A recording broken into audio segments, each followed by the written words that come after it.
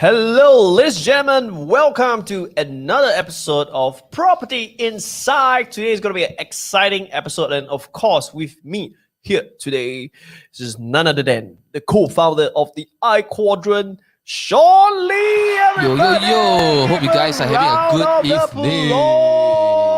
Okay, so if you're here watching it live, whether it's on Facebook, whether it's from YouTube, drop in some comments, say hi, say hello. So we know there's some humans hanging around, so not so bored for us. So you guys, come on, chip it in. All right.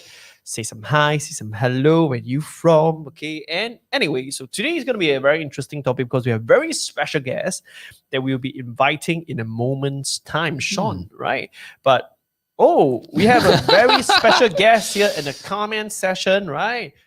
So we have this lady called Jermaine Chow. Hopefully you are part of the Quadrant. Have you joined our program? Hopefully you have joined our program to be part of our community as well. Jermaine Chow. Hello, Jermaine Chow. And of course, hello, Kelvin. Kevin is always an awesome supporter. He's always been in almost every one of our Facebook Live. Yeah. Thank you so much for staying tuned and learning together with us as well. But anyway, without further ado, let's get on to the first segment of the show. We have our regular property market update, and it's a very interesting update, I'll say, for this time round. So let's go. First news, Shawn. Let's see. So, industrial players should not stroke exuberant sentiments in property market. Just say, don't make everything look so drama. That's all. Don't make everything so hyped up. Actually, it's just basically, if you don't understand why it's stoke exuberant sentiments, it literally means that shouldn't be so hypey about the stock market, right? So what do you think about the overall message is over here is they're just asking basically everyone to be prudent in their whole investment journey. I think my whole thoughts of this whole property cycle, especially in this year itself, I think we are slowly entering to what I call from recovery stage to slowly even potentially become a bull run, all right, or even a boom stage itself, and that is where I believe it's pretty much a very big impact from a lower interest rate, because as compared to just 1 year ago, our interest rate was around at 2%. Yep. Now we are hovering around 1.1, and that just means that in terms of affordability, okay, every single one, if you can afford, let's say a $1 million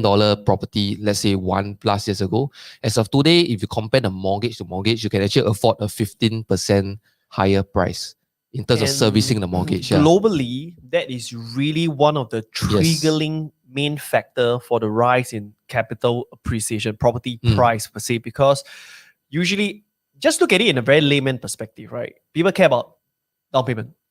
Yes, people care about down payment. Then the second thing people care about is, how much do I need to pay monthly? Yes. I would say most people will actually focus a lot on how much they have to pay monthly rather than down payment itself. It's important, but you see, let's say a 15% increase in price on a $1 million property, 25% down payment is about 30,000.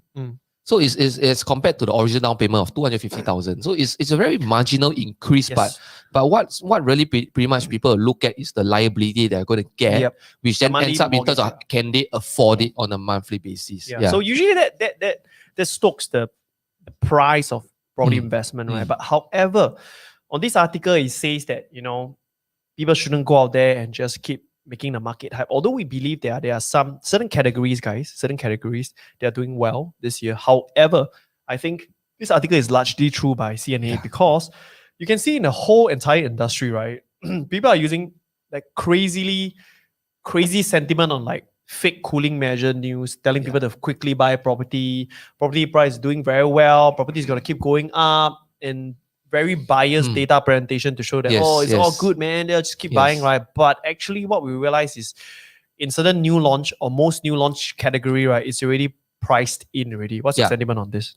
Yes, I think definitely everything is already priced in, but I just want to touch a little bit more into this particular article. Actually honestly my opinion is this, is right. It's like asking salespeople to be too salesy. If you think about it in a deeper manner, right? And that is not, unfortunately, not going to happen. I mean, that's not going to happen, right? So to me, over here, it's a much bigger issue. It's more towards really educating the consumer, because salespeople are just going to be salespeople, right? how you expect them to not be not take advantage of today's situation to say that hey, now it's lower interest rate. Obviously, they're able to afford a higher price, right? And that's, I think fundamentally that is the bigger issue, which is hard to control. Fundamentally, the bigger issue, like you say right now, is the construct of the industry, the design of the industry. Right?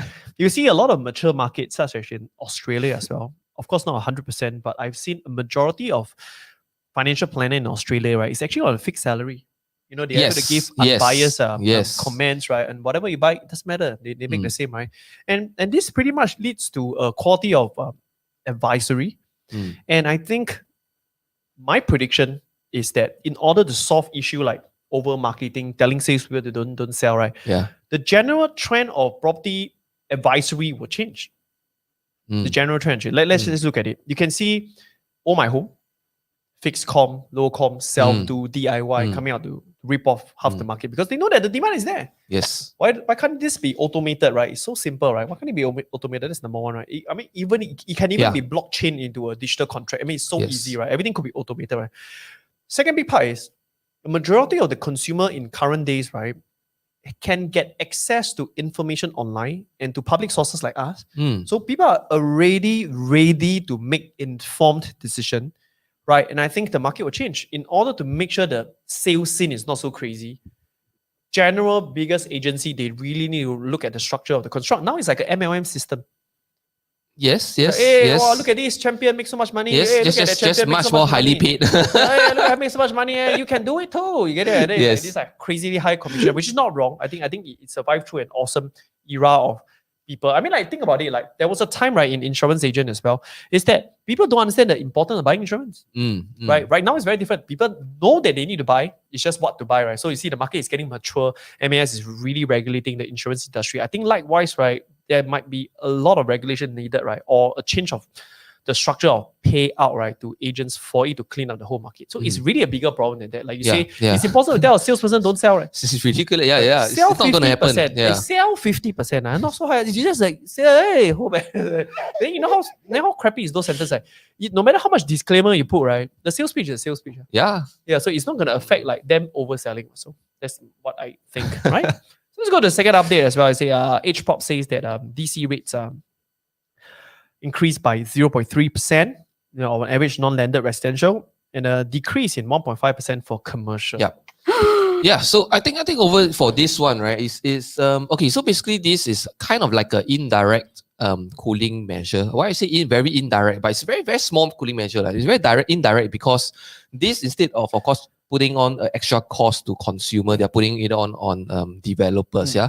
So DC charge means development charge. Development charge means that the only time you pay development charge is when you tear down, build up, add value to the land, and that's where you pay development charge. So of course, having a 0.3% increase on average, it's not huge, but that's still just probably discourage the very, very, very small players. Yeah, the big players wouldn't care. This would be just a very chump change, right? But maybe a very small players who do not have the financial very capability to really push through. I mean, this might be a bit painful. I think in a way, it's like a small reminder that hey, please build responsibly, price responsibility. But I think me and Shawn do agree that these don't move the market. This is too small to move the major market. So if you hear any people going out there to use this news to hype, there's no more reason and all this stuff, just guys, like look at the percentage upon price, right? Actually, it means very minuscule effect on this. But it's more like a, sometimes when there are certain things that's increased, it's more like a reminder. A good example is like, increase in fine for passengers, to wear safety belt. It's more like a reminder. Hey, like this is important. It's there. Like, please, it's there. Please take note, right? So I think this is that kind of effect. Yes. When it comes to government policy, I think there are a few kinds of structure they're trying to do. Sometimes they have the warning style. They have the I really need to drop the demand now. You know what I mean? And then there's a few, right? I think these belong to the hey, gentle nudge. Hey, hello, do anyhow. Right? and I think of course, you look at it on a deeper level. Of course, we have an increase in technically you think about it, indirect stamp duty, right, onto residential, but there's a decrease for commercial. And I think this speaks also volumes in terms of how badly, in a way, the commercial market is performing now. When I talk about commercial, talking more on office office and so on and so forth. Yeah. Obviously, if you look through our criteria for industrial property, we never ever encourage to buy new anyway, guys, right? Anyway. So in this sense, of course, it's just encouraging more developers to come in to add value to the commercial space. Yep. Yeah. Because of currently now of the weak market or not a lot of money is flowing to the commercial side of it. Yeah. The billion-dollar question is that, can you revitalize commercial space in Singapore? I mean, if you can, you solve the billion-dollar issue globally as well, right? But till that day, non-entrepreneurially to speak, right? Since day one, we have endorsed commercial in the sector of industrial purely because in the worst-case scenario, the lowest rent will always be used for storage product. So it's always safe, right? So this is the kind of product that we always endorse, which turns out right in pandemic times like this, right? But more importantly for commercial as well, guys, just want to really understand this as well, is that, some people say, oh, commercial don't need to pay ABSD. You can buy, you can sell, no stamp duty, but buying something overpriced and no demand, no matter how worse cheap, than paying ABSD. no matter how cheap, is expensive. No matter how cheap is expensive. So cheap is a very relative term. Yes. And of course, once there was this whole argument, saga about like people say, oh no, commercial can buy. Hey, you don't anyhow. Remember? Random saga. I got into a Facebook argument on commercial industrial with someone, an agent, in fact, who specializes in commercial property. Yeah. So angry with us. So angry. But anyway, yeah. I don't care. I mean, to me, I still think it's horrible. Usually, when they put up enough facts, what happens? Yeah, then they go quiet. Yeah, they block me. Yeah, I'm probably one of the most blocked profile among agents. List out the facts. Kind of block. So, you know what? You all need to buy with caution. Don't listen to it. Put out facts. We cannot block. Yeah, I cannot block. But anyway, so I just want to, anyway, jokes aside, when it comes to commercial property, right? I think there are certain sectors that are thriving. Yes. But as a very simple investor, I want you guys to start to wear back an investor hat. So we do not perverse investment asset, which means we don't like to say, oh, buy that lender can do childcare. We don't do that. We don't say, oh, F&B, because you are now venturing into a more entrepreneurial space. That means like, I just want to buy a unit, rent out, end of story. I don't want to buy, build a kitchen, get the exhaust, and blah blah, and all this stuff. Like you want to try to not complicate investment as much as possible, right? So our investment philosophy has been keeping it plain and simple to buying, renting, selling. Right, and if it fits this criteria very safely, then perhaps it's a good one. By the way, those are not criteria; those are just basic action of property, right? So once again, commercial space is dropped. I think it's good. Hopefully, it can boost up commercial space. Right? I mean, the last thing you want is any sector in Singapore to be badly affected, because there will be a rippling effect, anyways. Yes. Yeah, I mean, once again, go back to fundamentals, guys. I think most average grade A offices rental yields around the low 2%. Mid 2+%, right?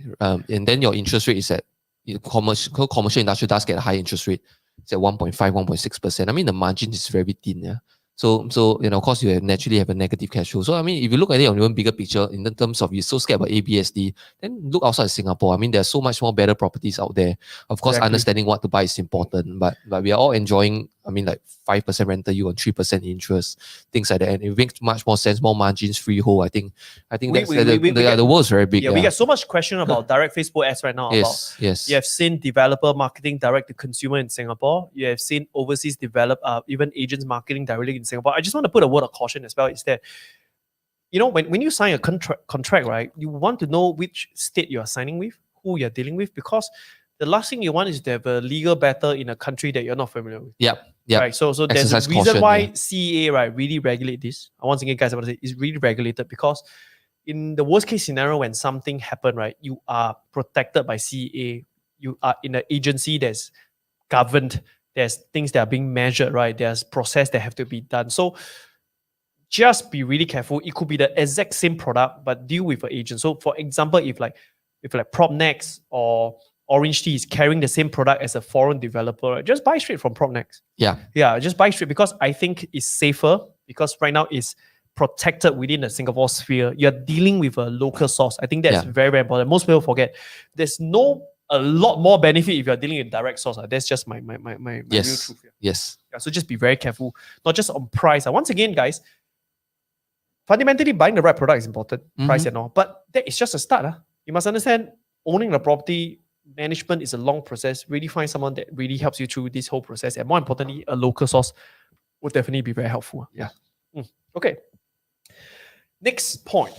This is a very interesting one. I love to talk about this, right? So sustainability targets for environmental sector under numerous green building master plan. What do you think about no, jokes. The funny thing is this: is that when my team told me to speak about this news, I was thinking, green how to speak on like that, ended up talking 20 minutes about going green. That's really funny in my Facebook live. So I think you can look into it, and I did touch quite deep into it, But basically this over here, I think government in Singapore, or basically even the nation itself, I mean globally as well, not just Singapore, it's really pushing towards green movement, green building, sustainability. That's something that's been coming out and very strongly spoken about, especially if you follow the budget 2021. Not just on building, of course, in cars and so on and so forth. So it's a lot of environmental initiatives coming forward. Of course, most importantly, I think it's really brought forward due to the pandemic.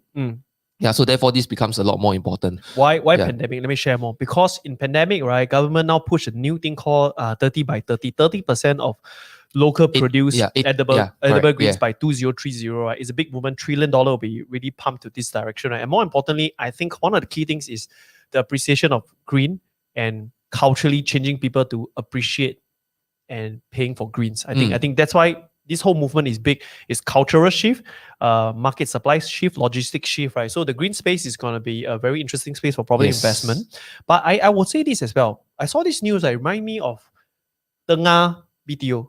Remember the news come out recently? Tengah BTO supposed to be this green city. There's this part, there's no car and going on, right? And let me tell you what's my prediction. My prediction is that, right, with the new hippier audience, which value carbon footprint and all, which I think is awesome, like, the believer in Tesla and stuff like that, right?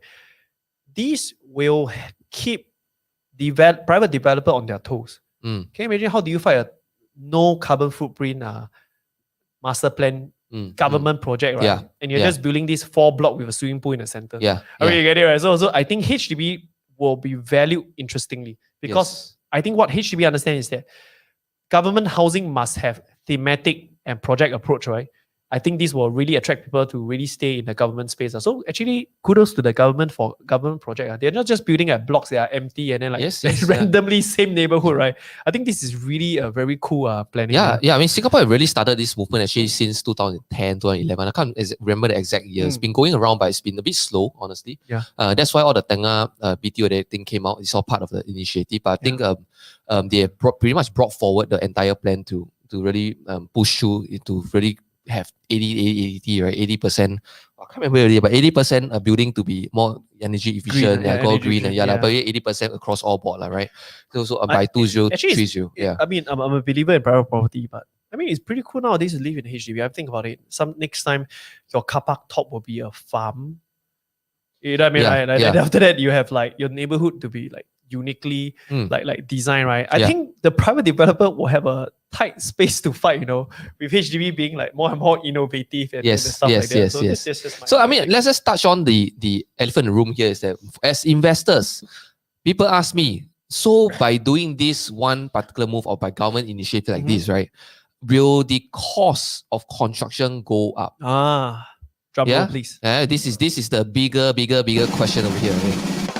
So the answer is, I think it will go up in the very short term, but since government is pushing so hard for it, I don't think it will impact. So when LED came out, LED lights came out, it's expensive, right? Super. When it first came out. Now it's like cheaper than anything. Than light bulb. So technology advanced to basically go towards green with all the government initiative and all the money flowing to this particular space. So you get more affordable. In fact, it will become more affordable moving forward. And therefore, you come to a point where going green is actually cheaper than going to the normal traditional path.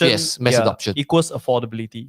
It's a fundamental effect of like mass adoption, because more demand, more attention, everything goes there, economy of scale, blah blah blah, right? But I think that is, and I think Shawn is 100% right.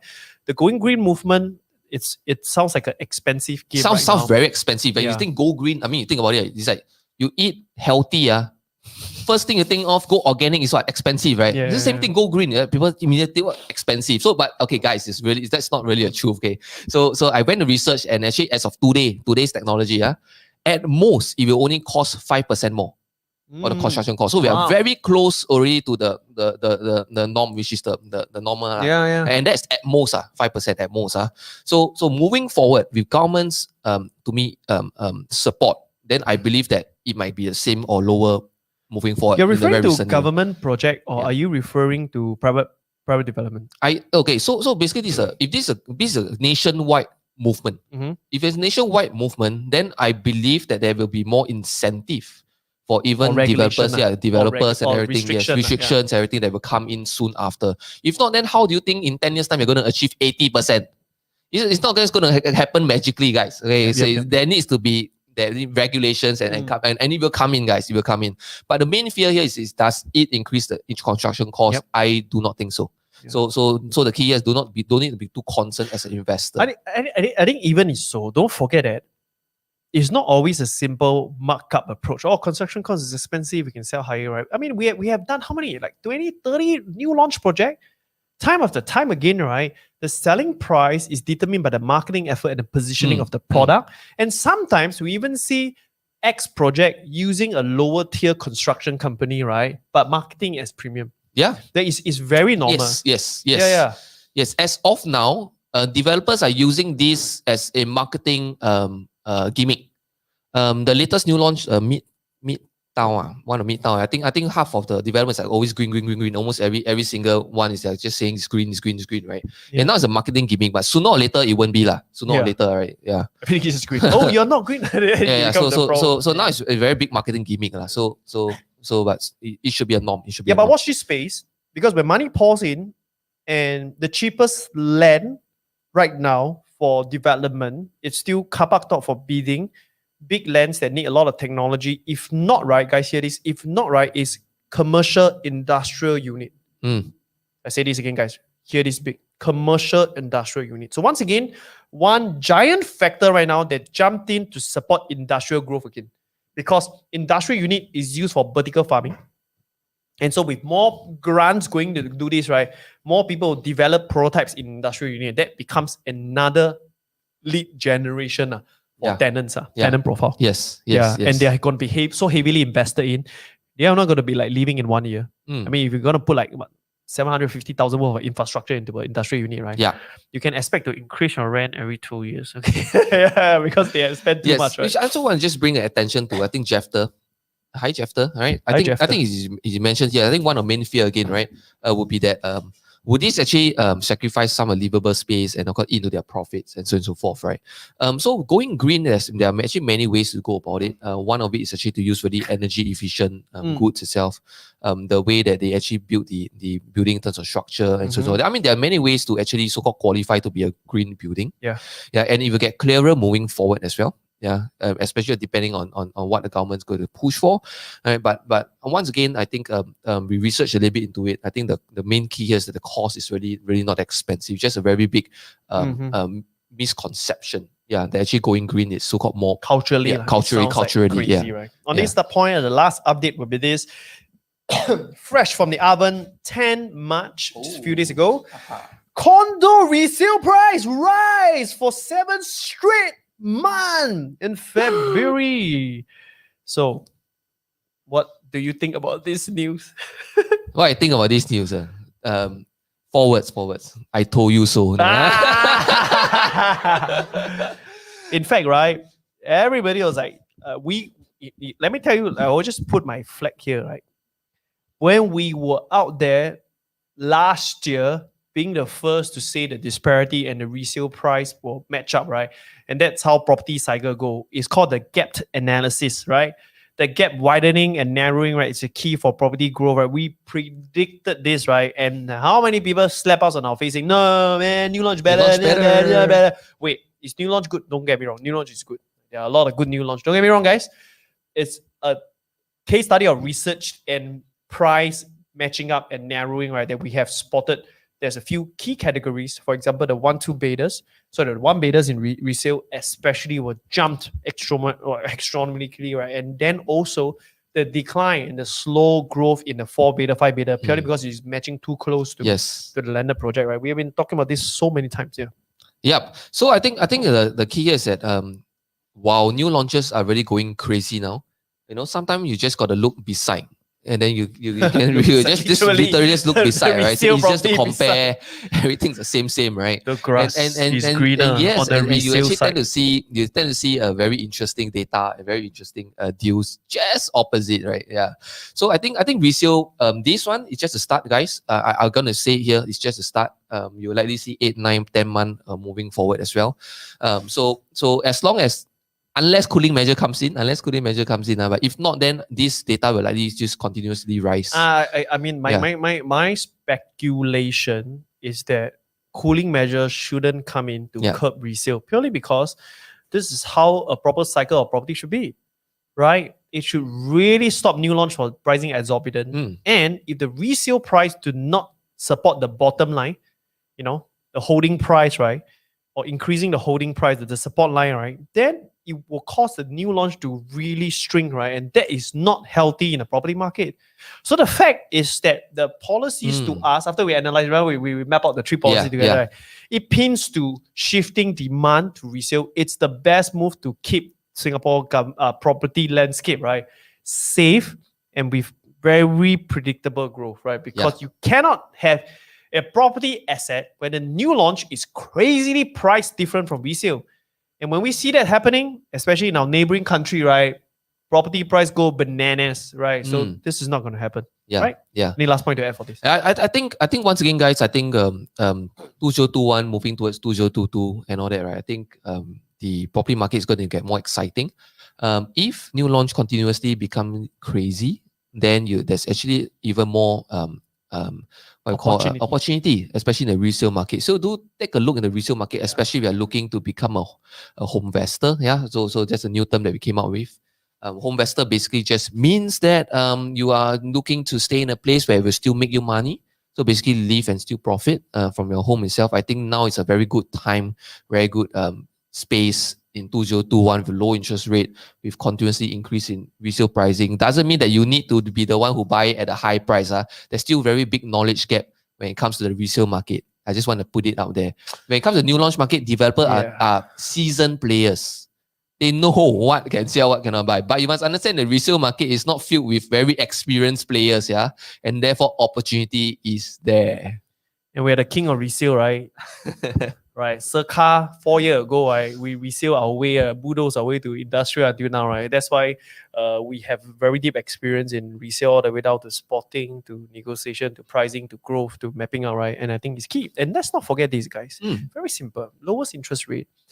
Buy a resale, you get rented immediately. Yes. You get rented immediately, right? I mean, the amount of money you save by having rented immediately, right? It's just like if you're buying a second resi, decoupling and blah blah blah whatnot, right? Then it's just only safe to buy a resale because you can rent it immediately. It's awesome. But guys, once again, right, I want to really emphasize, because people like to take our words out of context, right? Is there opportunity in new launch?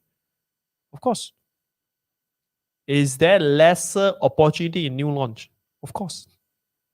Not as simple as just buying anything and you're going to kazaboom, you're going to have profit, right? It's not going to be that way anymore. But however, this is a topic about property investment. And if all you care about is buying the property you love and you dreamed, and money doesn't matter, then forget about whatever I say. Just buy anything that you like. It doesn't matter. Anyway, this is just a topic about investment, right? So guys, buy what you love if that's what you really want, right? In 20 years' time, every property is good. Yes, in Singapore, any property is doesn't good. Doesn't matter what entry price you enter in.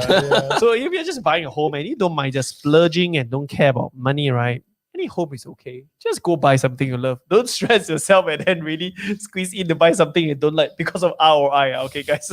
There's a point where it becomes retarded. So don't go that way, right?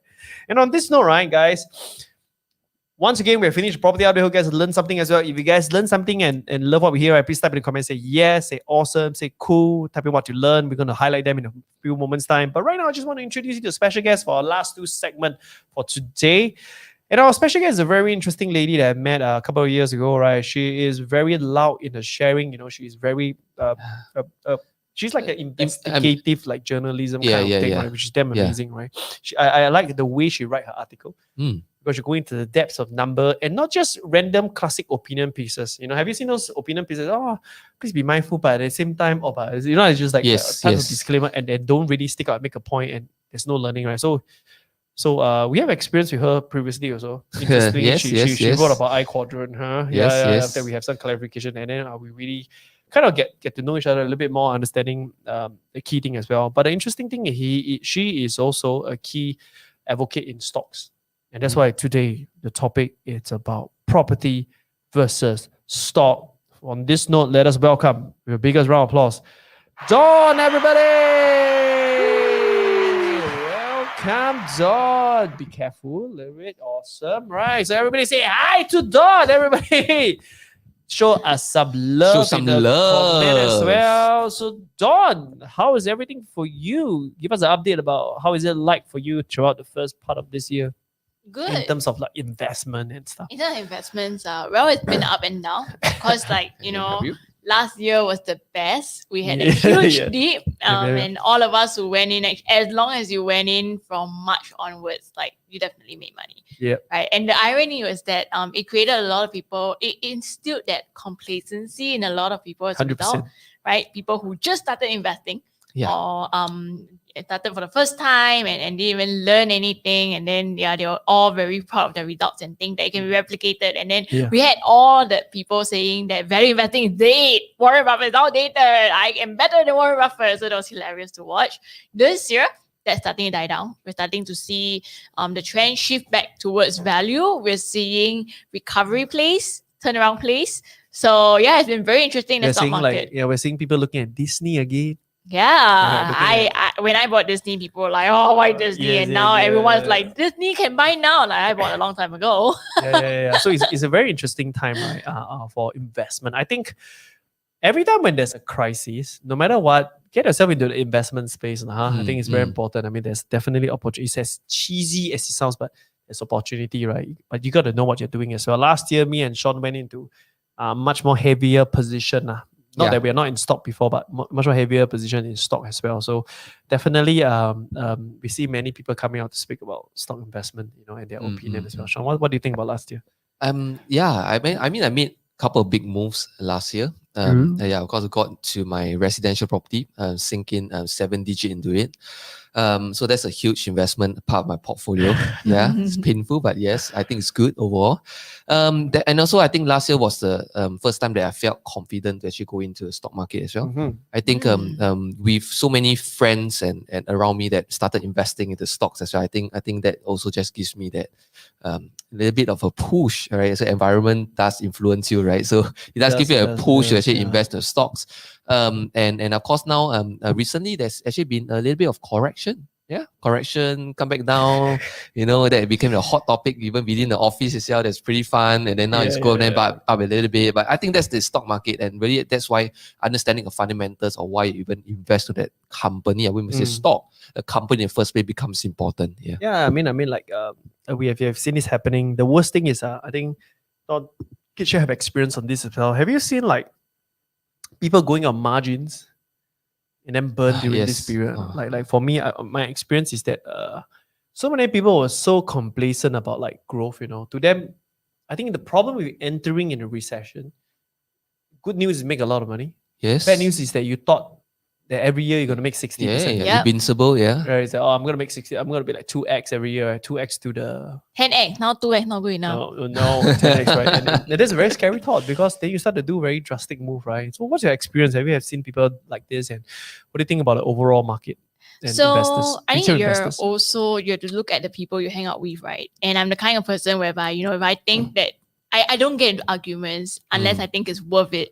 Right. So if you think that margin is good and I beg to differ, I'll hear you out once. But if you insist on it, then I can't be bothered. Yeah. So within my circle of friends and my readers who do speak to me, I do not really advocate margin for a lot of reasons.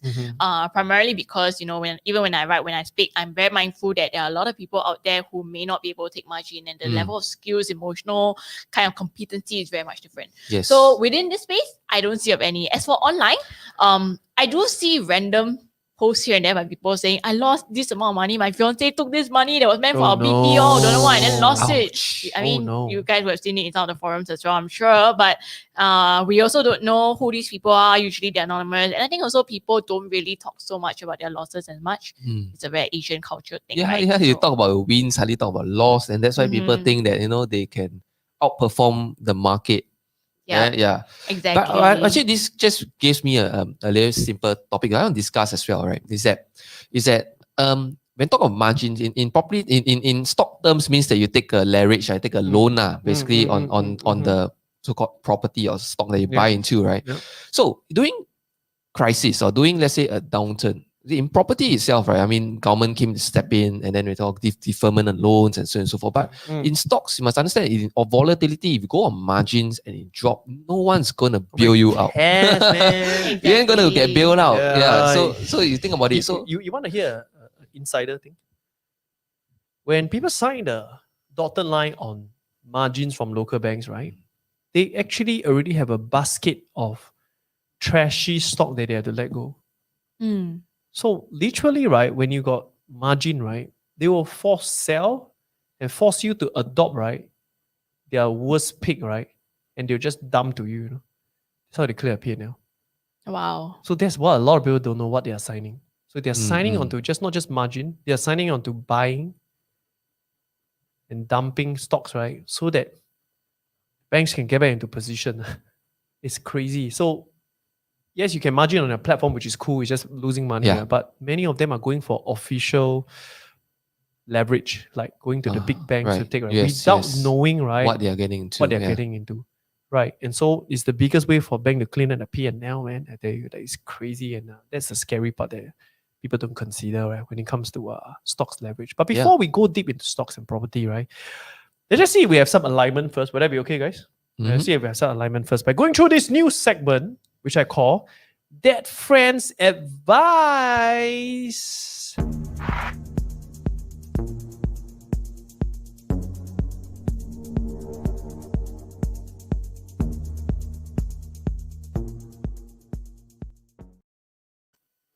Okay, so what is Dead Friends Advice? So I just want to brief Dawn about it. Right? So Dead Friends Advice is very simple. You know when we're doing investment, right? There's all the he say, they say, the who say, the this say, there's a lot of they say out there. Right? She say, my friend say, right? So Dead Friend Advice, right, literally want to cover, right, all these they say syndromes out there, right? And we look at those comments and then we comment on the comment, okay, to see whether it makes sense or not, right? So Dawn, let's go, right? So the first one is this: do not take a risk when you are young. Pay down your property loan because most are doing it must be correct. What do you think about this? Dawn? Can you comment on this? Do you guys remember, I think was it like last year or 1.5 years ago, there was this mainstream media article. yes, I can't remember yes. which publication. And they talk about that young couple who paid off their property in full, right? Mm. The loaner. Mm. The first reaction I had when I read that, I was just like, seriously, I didn't know why it was even an article, why it was so viral, because and in the comments there were people praising them for it. I mean, good for you, I guess. And I read the article, I can understand from a couple point of view. We cannot discredit someone's emotional risk appetite. So that's fine. But you can't expect, I mean, you have to also think about the implications of what you're putting out there. And to me, I would just say it flat. I think it's really stupid to pay off so early. Right. I mean, let's talk about some facts. Why is it stupid? Okay, let's talk about some facts. I have to say stupid. Yeah. Deserve to kind of be up a few times. So I think, right, it's a very cultural thing. Many of us are taught to clear off your debt. Yes. Right. To be financially free is to have no debts. Right, which is a very flawed statement, but we'll explore that. But that's it, right? And I clearly remember, even for my circle as well, friends that I grew up with, people were celebrating their friends who, by the age of 30, 35, clearing off their property debt. Right? I mean, it's a very celebrated thing. Oh, look at him, he got no debt already, 35 years old, was so successful. Make it already. Right? But that's crazy, right? So let's just talk about why is this crazy importantly, because we cannot just diss on something without making constructive feedback on it. So we just go one round to share. Yeah. So Dawn first, then followed by Shawn, right? So why not? We got like 150K, right? Why not I just pay off my home mortgage? Why? It's about the opportunity cost. And if you look at debt, right, debt is a double-edged sword. You can use it to leverage. And if you know how to use it well, you can actually use it to gain even more than when you didn't have it. I give a very clear example, which I'm sure every Singaporean and even US and everywhere can relate. Sure. You cannot go to university if you can't pay your bills in full, right? So what do? We take a tuition fee loan. Mhm. Also got interest, ma. Yep. But with that, we go ahead, finish our studies, and then we go out there, we get a higher pay usually, Mhm. and then we pay off, and it makes sense. So for property, if we look at the interest rates, it's so low. Yes. You shouldn't be paying off that kind of low interest rate because seriously, at just now it's like 1+. Okay, you can get I got mine for like 2+ when I first started, and you can easily get your returns much higher than that in so many other platforms. It is. So why are you locking up your cash by paying off? Unless you're very sure your property after you pay off, you're gonna appreciate and you sell and then you repeat the whole cycle, then fine lah. But if you're not, especially if it's your home, your residential, That you never like- intend to sell. yeah, then for what? Yeah. Yeah. Crazy, right? Okay, so I like to go it a bit more technical, yeah. So let's see. Okay. Problem number 1. Do not take a risk when you're young. Hello, then old take risk better. Young take risk is better. You have nothing lesser to lose, right? So fundamentally, this first sentence is jialat already. Okay. But anyway, if you're young, you have lesser things to do. Actually, you should take risk, a little bit more risk. Okay, and then so that hopefully you can either make a difference, do something new. Maybe that could be a better career path. And then that's a chance to do it when you're young. Okay, that's when you're young. That's one mistake here. Mhm. Okay, number 2. Pay down, so do not take risks, pay down your property loan, right? Of course, if you're saying paying down credit card loans, I think I 100% agree because those are high interest rate. Once again, Yep. yes. Exactly. 1+ interest rate, 2 interest rate is very low. Inflation rate in Singapore in the last 10 years is 1.74% per year. Mhm. Take a loan of 1%, actually indirectly already making money. Then never mind. Let's say use CPF to pay OA. It's 2.5? Yeah, 2.5% interest versus even at a higher point, average 2%. You still make extra 0.5. Yes. So why you want to throw away 0.5? Yeah, that's another thing, right? So many wrong here, right? So then next, most people are doing it because they must be correct. So most people, maybe when they're like 60 years old, they pay off in full, but this guy is probably so young, right? So just so many problems with this. And the part about, I like what you said in the last sentence. Nobody ever made it by following what most people did. That's true. Yes. Yeah. Advice of the day, guys. Elon Musk or Once Steve again, Jobs. Or, let me just or repeat again. Jeff Bezos.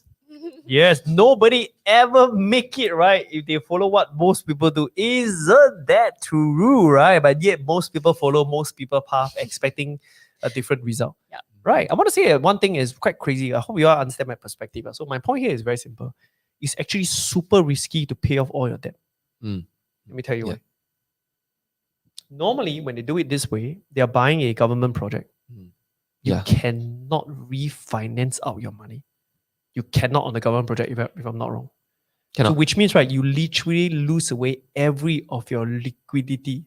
Mm. Everything. You cannot change your job. You cannot do anything now. If you got fire, you have a fully paid home Had to that sell. you are forced to sell. How the hell is that safe? Mm. You see what I mean? Like, so it is like super non-prudence to do this, by the way. Yes. Super non-prudence to do it. Because why would I want to risk every of my liquidity into a asset that it will forever freeze my money? And if I'm not going to move out, I'm never going to sell and it will depreciate over time. And then my kids got to enjoy it and not me. Right? So it's like you literally save a lump sum of money to give away without even enjoying your life, right? Why not both? Why not both? Think about it. So that's the investment point is true, and all this. But think about it. You put yourself at such crazy risk. You have no career switch anymore. Everything is dangerous. You get it, right? When the recession hit, what happened when your job is lost? You're gone. Gone. You're Yeah. a pilot that pays off your home.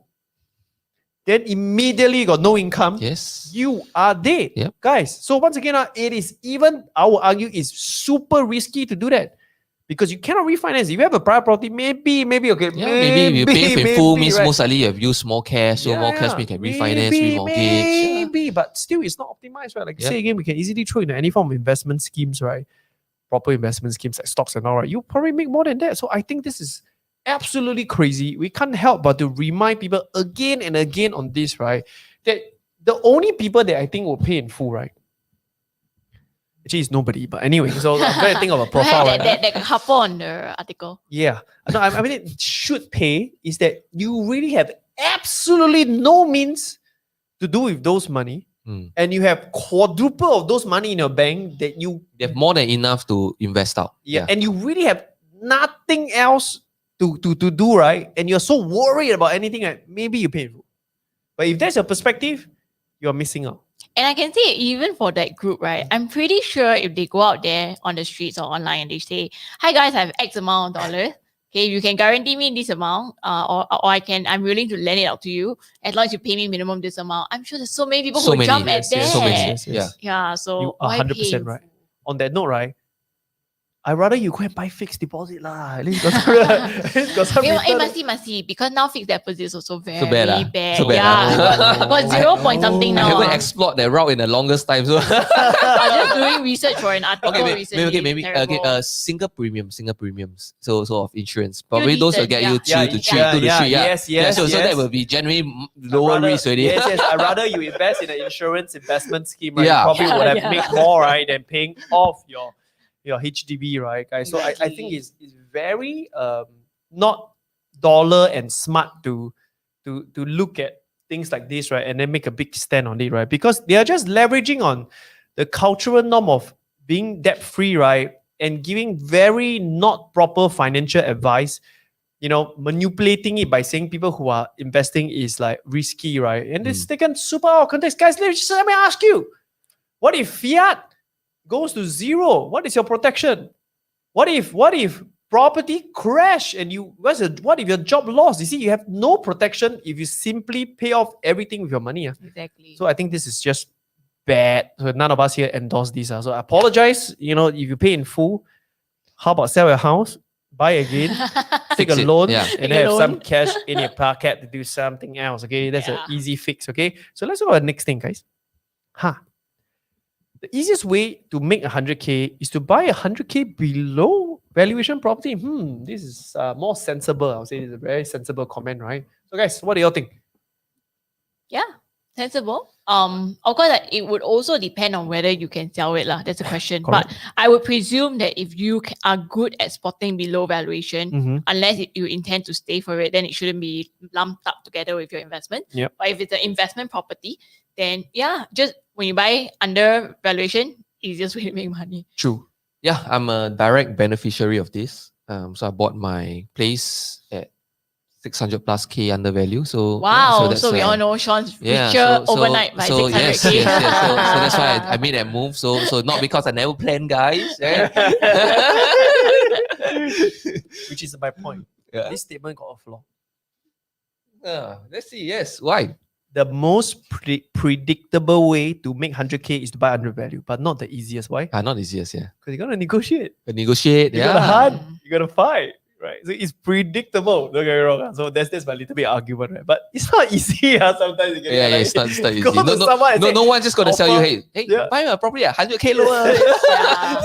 You have to go to someone home, disrespect the person and say, "Oh, your house is so nice. Let me offer you 100K below your asking price." Like, it's not like the easiest conversation. I just want to say. So Correct. the easiest way, as in the most predictable in that sense, yes, we all agree. But put in the effort. I think Yeah. that the effort is very important, because if you're willing to put in the effort to buy something that is rightly priced according to future price, or like current price is low, I think it's good, right? Because you buy it right. Actually, in fact, I would like to say this: most profit comes from buying right, not selling. Because when you buy right, the selling is easy. Yes. When you buy wrong, the selling is terrible. Let me tell you. Yeah. So I have an experience in Malaysia. Same. I bought a wrong purchase, priced in Malaysia, right? That wipes out all my profit when I was like 25 years old. Well, luckily, because the property investment is on leverage, right? So someone is paying off my principal and stuff, right? So I actually end up taking back all my money, so which is like forced saving. But of course, I lose opportunity cost, Yeah. because with the same 7 years, if all I did is just buy Apple or Facebook, Or Amazon or Bitcoin or anything under the sun, S&P 500, I would have been like make a lot more. But anyway, so my take is, although it's safe because it's largely rented out, right? But that's the problem. When you just do an easy buy in the showroom, randomly someone preach to you, buy, right? You might have a tough time to sell, man. And usually it comes from, you got to work hard at the start to buy, or you got to work hard at the end to sell. Yeah. It's the same, right? You just have to choose like which one you start with. And I think the information asymmetry is also important Mm-hmm. because like where you go to confirm whether it's undervalued it's important. If you yes. rely on the Yes, salesperson yes. Very good. or you rely on the owner, also a bit questionable. Yeah, that's a very good, very good statement. You know, let's just do some little bit gossip over here, right?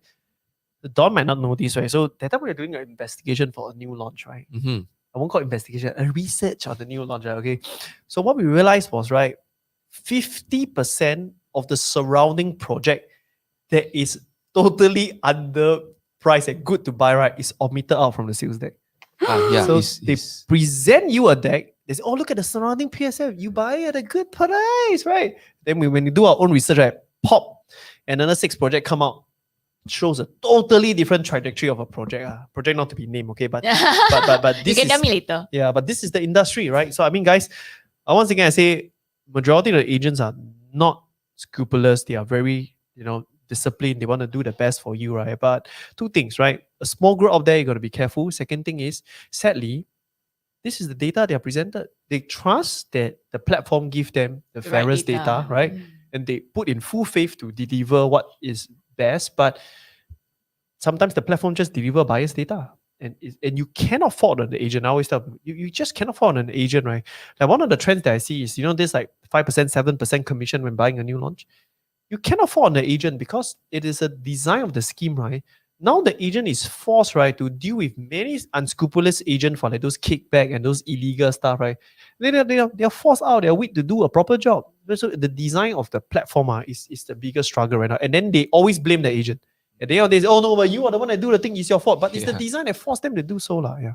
Hi. So anyway, very sad. I want to stick out for my agent friends here because really many of them are just trying to do a decent job, right? But then often being blamed for something that by construct happens to them. Exactly. Let's go. Lastly, the rich invest in a lot of things, right? And have a diverse portfolio because even if they lose that money, it is only a fraction of their wealth, while the poor invest in only things that they cover and are safe because it's hard for them to lose that money. Opinion, guys. So true. I mean, it's you see, when you're poor, right, you don't dare to take too much risk because the consequences of that risk going wrong is more painful for you. So they go for super safe, like in stocks would be blue chips and all that kind of stuff. They wouldn't put their bet on companies like C or stuff like that, right? Yeah. But then again, you see that's where different. So like the rich there do a lot of things differently. Yes. Let's just look at Elon Musk, Jeff Bezos, Steve Jobs. They just just shake out the whole system. Cause fail or Jack Dorsey, right? And everything is all done very differently. And so because it's just like experimentation, like what this comment says is just one part of their portfolio. So there's still a lot more for them to fall back on. So I think so true. Sorry to just interrupt over there because we have some slight internet discrepancy over here, guys. Just give us a very, very short while, right? If you guys can still hear us, say hi. If you guys see us very blurry, right? Don't worry, it's not your eyes. Don't need to go for LASIK. It's just like a little bit of internet disruption as well. Can you guys hear us? Give us some feedback. 91 of you folks who are watching this live right now, 89. Don't look out lah, just internet lag only, you guys. Come on, just hear us finish, right? So we're gonna finish in probably a while time. But guys, if you can hear us, say hi, say hello, right? So let us know. Okay, awesome, right? Many of us still can hear. So pardon us, a little bit blur. Hopefully the internet gets better as well. But on Dawn point as well. Yes, safe is a very subjective word. Yes. Correct. Ivan, yes. Sorry, Shawn, what's your take? Okay, yeah, I think it's a concept of playing not to lose versus also playing to win. Yeah, so it's really depending on what stage in life you're at. I think that looking at it, yes, I think people have more resources, do have this thing called portfolio allocation where they can put 5% into more risky portfolios, more risky asset investments, and that might just give them that tenfold.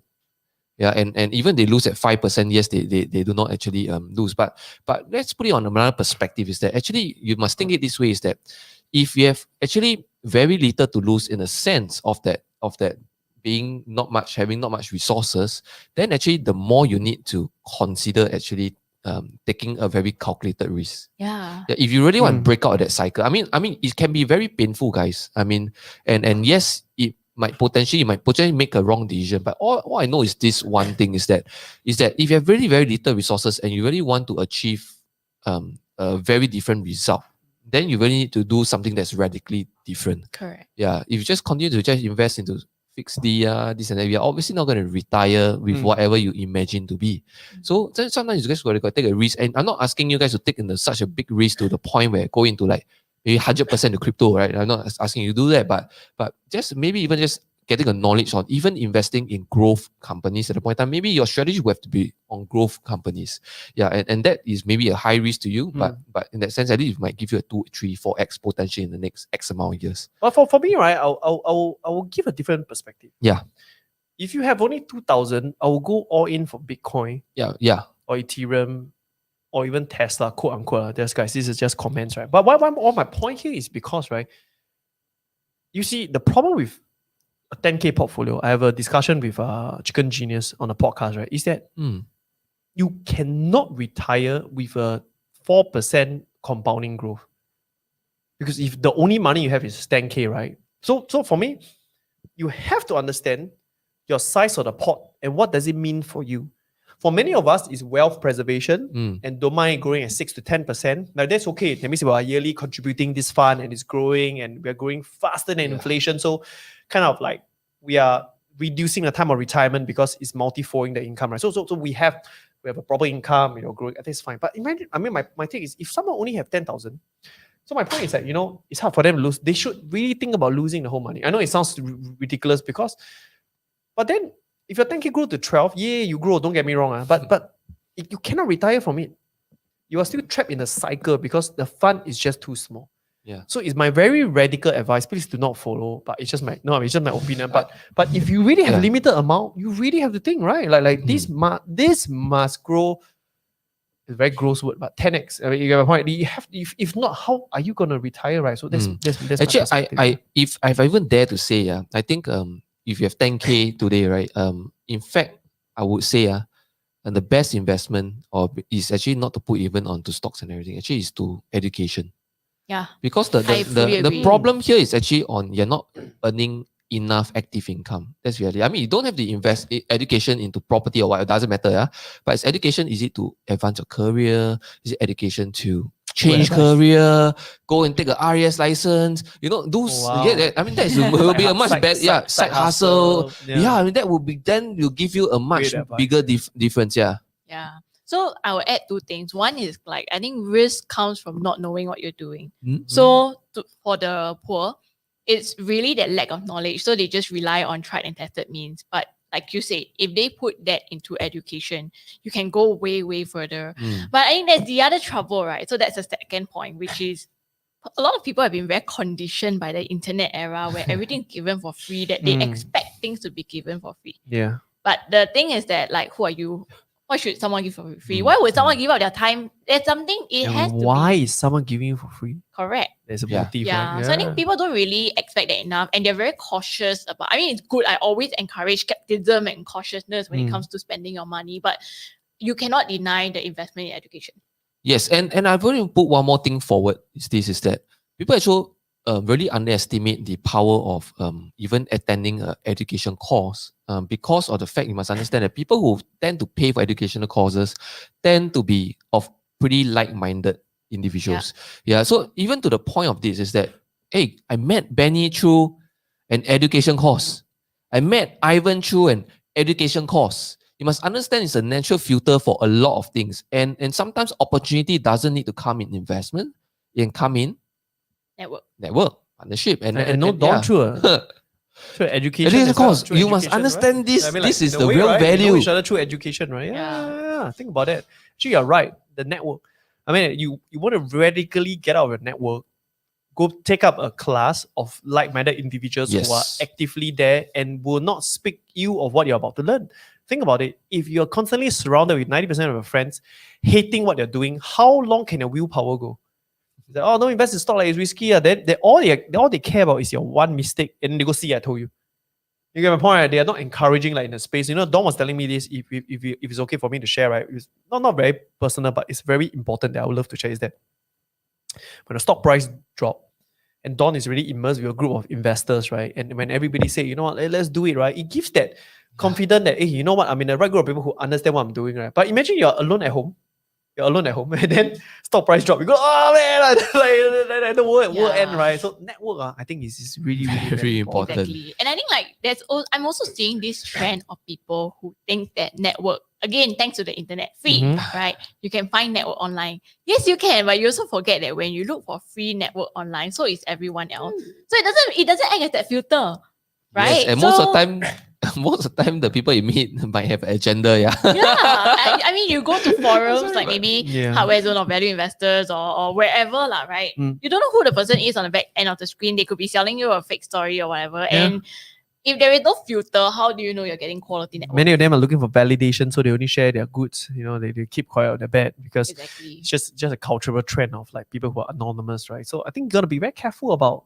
free advice. Yeah. Gotta be very careful of free advice, right? So like while you guys give very good advice, I really think so, because if you really have 10K, you really have to look into investing in the right thing for you to make maybe even more money, perhaps, right? Or think about how can you then grow 10x. So that's my perspective. If you don't understand the objective of your money, everything is a shiny object, right? Like if today you have $1 million in a bank and you're there for wealth preservation, then you have a very different approach to your investment. Exactly. And if someone else 2x, that's their problem. It doesn't matter, right? Because you have more to lose, perhaps, right? Then you want to go on safety approach. So not understanding your objective will lead you to many possible route, right? That is very dangerous. That is very dangerous, right? And to me, that's my perspective ahead. So I think this is a very 50-50 comment in a way, right? It's good, but at the same time, there's a few things that we can address as well. Like the idea of diversification is good to diversify. I always think so, but over diversification is also very scary. Very scary. Ray Dalio have a chapter that says that if you want to grow your stocks by 10% every year, and if 1 year you drop by 10%, it takes like 20%, just to cover up, right? Yeah. So when you're over diversified and things start to fall one bit by bit, right, it's very hard to cover back up. You might end up being too spread out. And then also to get deep into topics, right? Maybe 5 company is possible, 3 is possible, right? That you really stuck. But you cannot be deep in 25 companies. I mean, that's just maybe I'm limited. I'm limited, but how can anybody go out and say I'm very good at 25 company P&L, right? That means you're better than 25 CEO, that's running a company. So I think there's a fine, like line about diversification. You cannot be splitting your water into 12,000 cups and it's just one drop and nobody can ever quench thirst. I mean, it's just too crazy, right? So that's my perspective. Yeah. Okay. On the comments here, guys, maybe you can answer this. Do you guys have any Bitcoin price target? Wow. Let's Why answer people this, like to ask for price target one? very common, actually. Yeah, very common. They don't care right? about fundamental of growth. But anyway, no, I respect our super tennis maniac, right? That's why. So we gotta share our perspective. But just that, I think a more important conversation will be fundamentals and why is it worth long run. But still, let's answer this. Do you have any Bitcoin price target? Your answer. I'll try to answer this here. On a portfolio perspective. If you are all into Bitcoin, that means if you're putting a sizable amount of money relative to your net worth into Bitcoin, then you should have a price target. Because you should want to cash out profits to make sure that no matter what happens to this so-called higher risk investment portfolio, you want to at least make sure that you limit your downside. So for example, let's say you have 100 grand in, okay, and let's say the price hits to a double. I would definitely catch out 50% to protect my capital and let the other 50% run. Infinite profits. Yes. But if your portfolio is a small percentage, 1, 2, 3, 4, 5%, then actually you should hit a high price target, because you must understand the whole objective of investing in Bitcoin or investing in cryptocurrency in the first place. You believe in structural change, you believe in radical change. So until the day that the cryptocurrency doesn't really take charge to have that structural change, you think about it, then technically you shouldn't exit on it, because you should invest in something that you believe in, correct? So that is when then I will consider to sell. So that's two school of thought. So technically I will hold all the way until I can see it approaching structural change, because that's the whole purpose of investing in it, what? Yeah, you get what I mean? Yes. Yep. So that's my thought. My before Dawn share her experts insight, right? But my advice is very simple: is that, like, are you buying it for insurance? Are you buying it for growth? are you buying it as trading? And then it will give you a very different answer. Mm. If you're buying it as an insurance, honestly, like me, I'll just be very upfront here. I'm buying it as an insurance, which means that if the whole fiat run wild, right, I have something that will 10x, that will repair 50% of my portfolio, right? So it's insurance based. So do you ever stop your insurance? No, you just leave it there for when the world flip over, right, into this whole digital currency, right? So for me, it's the purpose again. I know it's very naggy, but the objective is very important. But do I see Bitcoin going down below 35K? I say in a short while, but no to me. Okay, I'll just go the downside because of the big influx of money that's already in. The bottom line is already fixed. That means like there's just so much money that's in, right? So I think the support line has grown from like maybe 15,000 to 20,000. I think it will be around 30 plus thousand. So to me, that's a support line over there. And if you're okay to invest right now and drop to 30 plus and you're still cool, I think it's a good time to invest. Yeah. For me, I don't play future.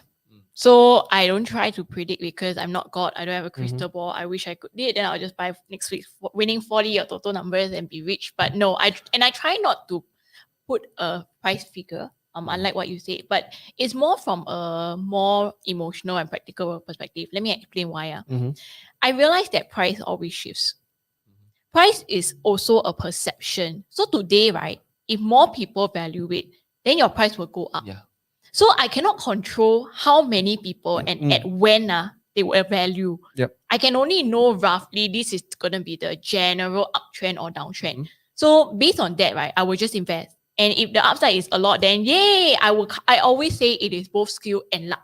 Because I know it goes up, but I don't know how much. So I give some examples. I've actually been invested in Bitcoin from very early on. I would say maybe either 2016 or 17. I can't recall exactly. Wow. And I was literally that group where I saw it crash shortly after, right? It crashed so much and everyone got scared. I share first. I also got scared. Natural human emotion. But I never exited. Because I look back at my reason for buying, and like what you said, it was the structural part. It was the fact that we all know where Fiat was going. We know the history. When I studied and did all that research before I went to it, right, I saw clearly what the government was doing. So did it come as a surprise that they were printing so much money during COVID? Nah, in fact, it was like, I was always saying, I told you so, right? And I always knew that it would go up. The only big question mark, right, was the institutional acceptance and the retail public acceptance. So we started seeing that shift in institution over the next few years. On one hand, we see Goldman Sachs and JP Morgan and all the big banks telling you it's crap and it's a scam and all of that. But yet, I was seeing them run their own webinars and papers and research. I'm just like that. I'm thinking, you always try and match what the person is saying, what they're doing. They do, And then like, if you say it's a scam, then why you let your analysts, your employees who are earning your salary to go and spend time and research on that?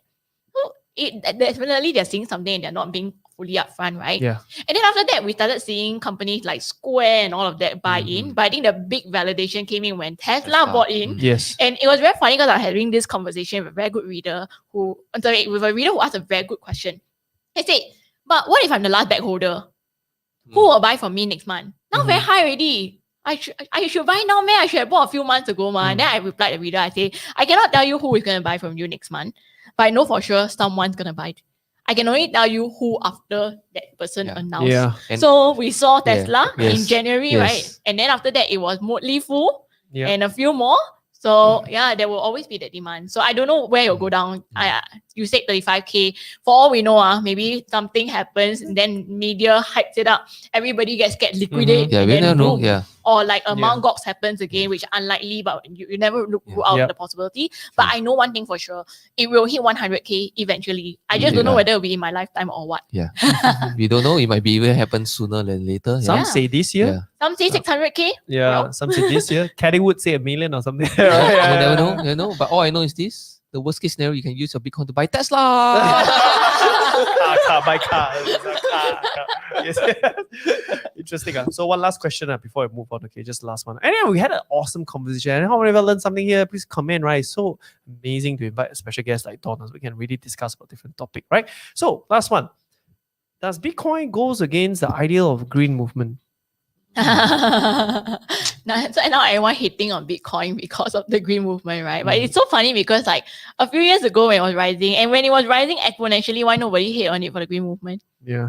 So Yeah. I think it's like a lot of things change. Mhm. Yeah. Once upon a time, people hated on Yes. oil and a lot of other Yes. stuff because it was not green. And then Yep. over time, it also started slowly becoming Yes. better. So Yeah. I think there are a lot of other initiative and industries that are more anti-green than Bitcoin, honestly. Mhm. I think there is a lot more news really ramping it up to the haters will be haters lah, right? Yes, I think can it be better in terms of green movement? Definitely, but so can a lot of other things. Yeah, cars have taken a long time to even progress to EV. Yeah. So don't forget, Bitcoin will one day also stop mining. I mean, there will not be mining available anymore. So that is as a hot to that as well. I think yeah. I think Bitcoin is a greenest movement. Yeah, ultimately, No, it's yeah. the greenest because it's Yeah. finite. Yeah, it's finite. It's yeah. finite.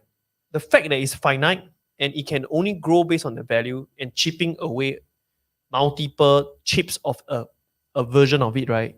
It's cool. Think about it. If it's not for Bitcoin, what was the standard, guys? What was the standard before Bitcoin? people Paper. And before paper, it was? People was using what to bench the paper price? go. Gold. Gold standard. How bloody not green is gold standard, guys? But you don't see people hating on Yeah. gold for not being green. Gold is the Mining. most, it's literal mining, guys. It's a literal mining, right? I want you guys to really think about this, right? That is literal mining, right? Gold, right? And is ground natural resources, right? And what is Bitcoin? Bitcoin is electricity, right? And it can be solar. Someday it will be solar efficient farming, right? And then end of story for effective mining of Bitcoin, right? So to me, it's the greenest because first of all, it's finite. And if you have a goal and you restrict the world from farming gold, right, or mining gold, right, there's no way you can chip to a tiny bit and split it because of the physical construct of the asset. Yeah. And Bitcoin, you can split into multiple small version because it's a digital construct. Yeah, and it's never ending. So to me, right, it will be the greenest because at a standard that you have to support the global currency, right? Gold cannot keep up to it. You're digging and it's destroying the world, right? But I think Bitcoin can, right? So, and imagine this is that, if Bitcoin is so not green, and one day they decided that nobody can ever buy in Bitcoin, which is not possible, then immediately all the Bitcoin price will just shoot up, right? But then there's finite. It's easy to control. It's finite, right? If the main programmer came out of his hiding from Japan, right, and just It end may it, not right? be Japan. Yeah, it may not be Japan, and just end it, right, and make it finite, right, from today, right? It's green. I mean, that's my take, right? Because it's a digital asset. It can split into multiple parts, and nobody can dig it from their ground and their home to find a little bit of Bitcoin, right? It's digital. So that's my version of it. And at some point, mining, right, will be ridiculously expensive. Nobody will mind. Yeah. People just trading. People just using it. It'll not be anymore, worth right? it already. Yeah. It'll be just not worth it. So it will stop. Not like gold bar. The problem with gold bar is that you can really buy a machine and just make it affordable and profitable to keep mining. So that's my perspective, right, on it as well. So on this note, right, I want to rush to the last point for the day, right, which is moral of the story.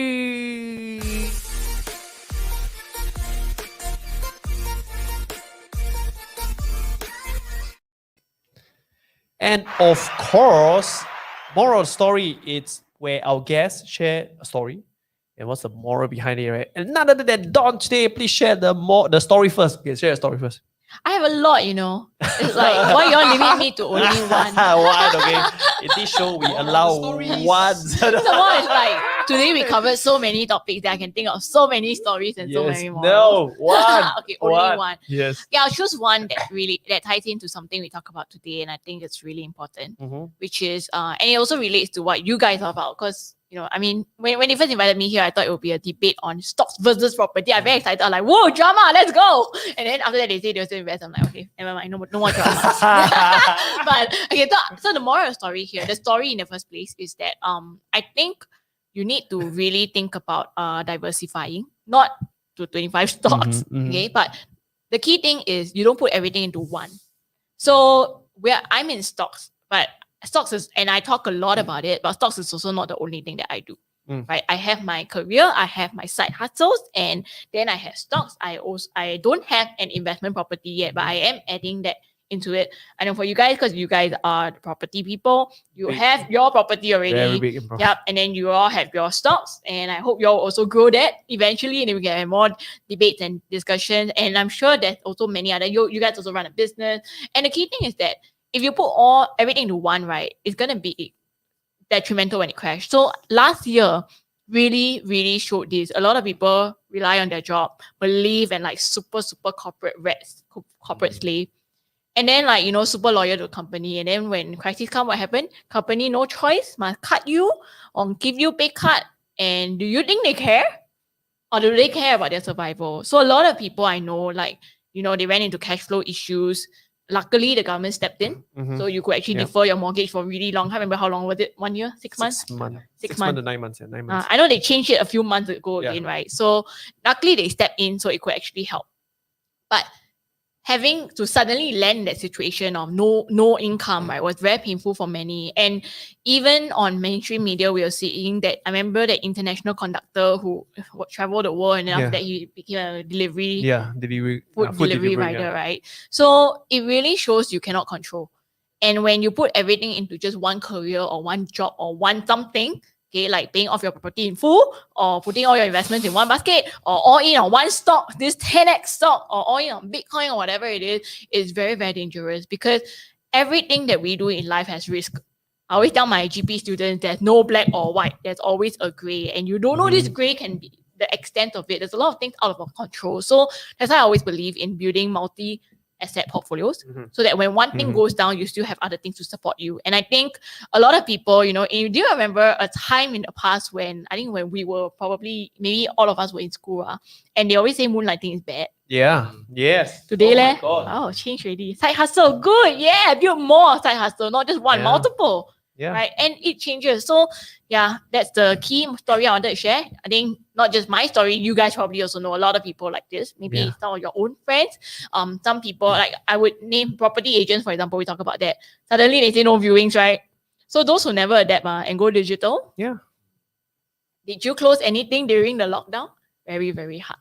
So The scariest thing is that I mean, if you are self-employed, if you don't innovate, it's your fault, right? But the worst thing is, imagine you're the best lawyer staff in the company, and then your boss made the worst decision to fail that company, end up it affect your future.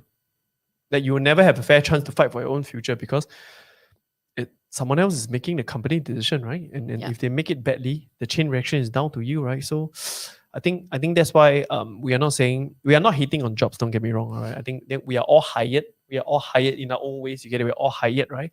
But more importantly, I think the key moral story by Dawn is to say that don't put all the eggs in one basket. It's not even just about investment. It's about career. It's about side hustle. It's about perspective to income. You know what I mean? And then if you have a more balanced view and not a more extremist view, like oh, my career is definitely iron rice bowl. Right? Come on, who the hell would think that pilot will go out of job? Yeah. Who even in the money, hell? like couples don't put all into one joint account. Women should have always their own money. Oh. Everything, right? Can apply this to everything in life. Yeah. I think it's pretty sick. What do you think, Shawn? Yeah, I mean, obviously, I went through it myself, right? So I went all into business. Didn't make one business mistake. Lost my business about 4 years ago, right? And of course, that's when then it really just sparked on me that literally I cannot just depend on one source of income. So I learned it the hard way, unfortunately. But of course, learning the hard way means that I also got the most conviction to then do income diversification, and that's why I went really all into property investments, now stocks and so on and so forth. And yes, even though I'm so very what made me choose even go into diversification is in place. I think that is focus and that is just going for diversification just for the sake of it. So I've seen also a very common mistake is that people know very little bit of everything, then they go into everything, then end up they have nothing. They get from, right? So sometimes even just choosing that one path first to go in, really excel in it, and then slowly move on, pick on a new skill every 1 or 2 years. I think that's great as well. So I think it's about how you're going to deal with diversification. Have a plan for it. Yeah. And if I were to just say one more thing, will be that I think diversification at the end of the day is important. But most of the time, I would say that your career, your jobs, and everything will still be there. So as long as you have this predictability in terms of salary, actually it's the best time for you to take risk. risk. Yeah, more risk in Mm. your investment. Yeah. Funny how people yeah. make more radical move when they are not stable. While they are Yes, stable, yes. they don't Yeah. diversify. Yes, yes, yeah. I So you guess never that's get to a nature. situation like That's what I did. nature. Yeah, it's so stressful at the point of time. Yeah, it takes maturity, I guess, right? Yeah. And with that, I just want to really say that we really want to go through a huge debate about property and stocks, but I think we spend so much time sharing so much good insight, right? That we really run out of time, right? So it's a very disappointing thing for So no Dawn, drama. I came here for the drama. Yes. Yeah, I was like ready for the drama as well, right? But you know what? What's most important is I hope you guys get some awesome value at home, right? And more importantly, I think we went really deep in some of the core topics that I thought was way more necessary than just a debate on property and stocks.